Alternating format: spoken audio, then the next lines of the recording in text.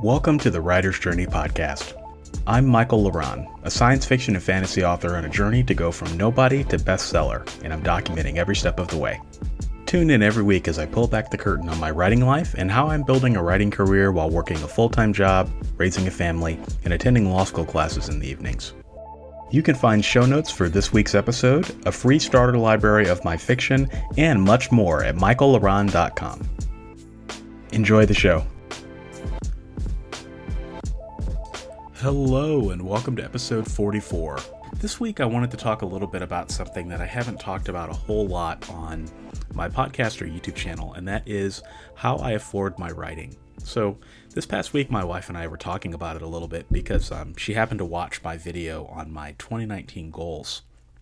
And in that video I talked about how we've kind of done some things with our expenses to pave the way for my writing. So I guess I wanted to talk a little bit about that because I'm sure that some people are probably thinking, well, how do you do everything that you do? Because, writing's not cheap. And the process of writing a book requires a significant amount of time, effort, and money. And so I just wanted to talk about that process. So when I was about 23, 24, I decided that I wanted to be a writer. And, at this point, I had a lot of debt. So my wife and I both attended private college. So we had student loans and all kinds of other stuff that, just had a lot of debt. I had a new car at this point, and, I was in an entry-level job in the insurance industry, and I was absolutely miserable. And, when I kind of told her that I wanted to be a writer, I didn't really know that I wanted to be an indie writer. Like I guess knew that I wanted to be a writer. And at that point, we started looking at all the different options and kind of planning on how we could start saving money for it, for editing and for cover design. And, we put some money in our expenses to help prepare for that. But life had other plans. And in 2012, I got sick, and that pretty much wiped out anything that we had saved with all the medical bills and stuff. And so I still wanted to be a writer, and my passion was tenfold now, and I knew I wanted to be indie. So around this time I had a lot of music equipment and items from other hobbies that I just wasn't serious about, and so I sold almost every instrument I owned in order to buy Scrivener, my website domain and hosting, and as many writing books as I could afford. Then I was broke again. And so during this same time, my wife and I were engaged at the time, and we had slightly better jobs, but they were still not very good jobs.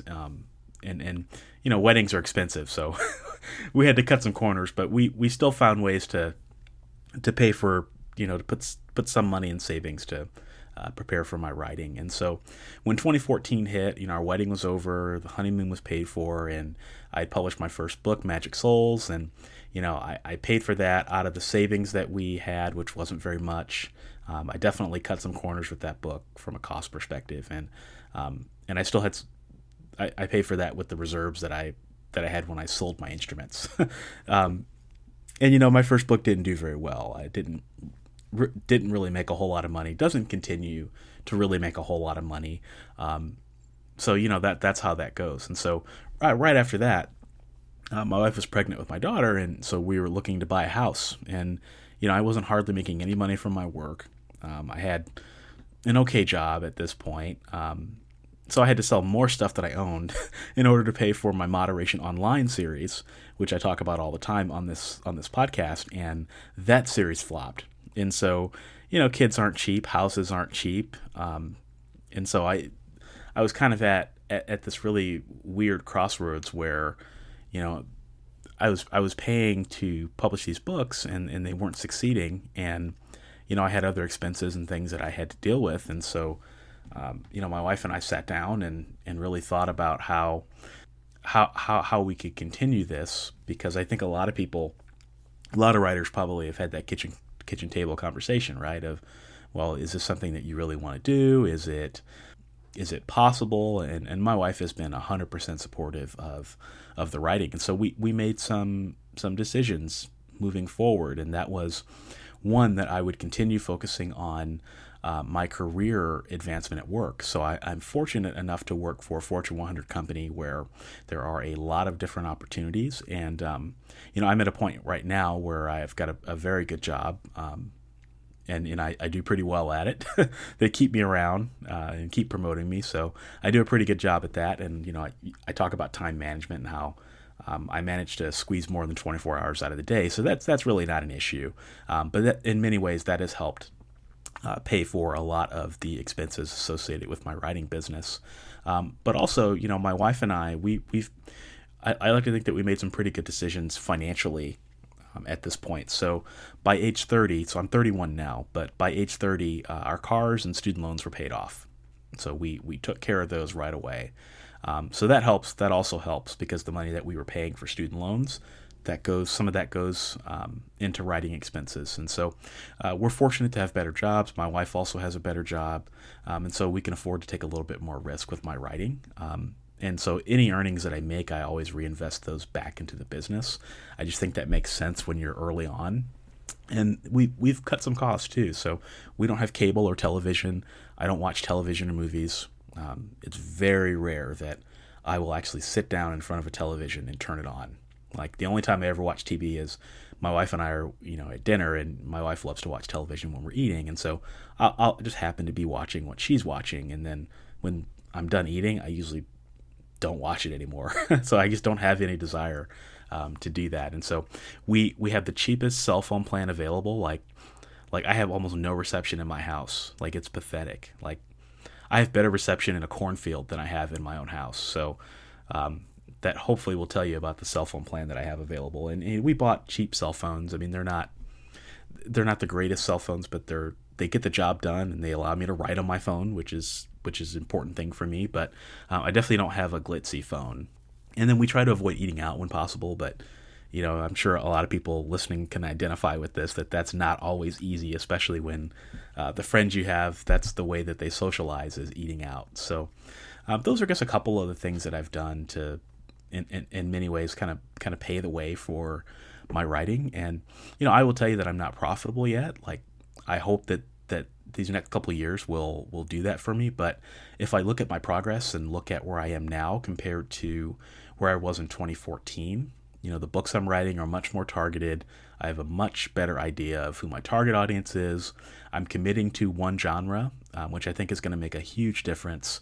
My YouTube channel and podcast are doing much better. And so I feel good about where I'm at. And, both my wife and I, really look at this as a long-term play, right? So yeah, we're having to make some sacrifices now. And yeah, I've written some things and done some projects that didn't quite work out the way I wanted.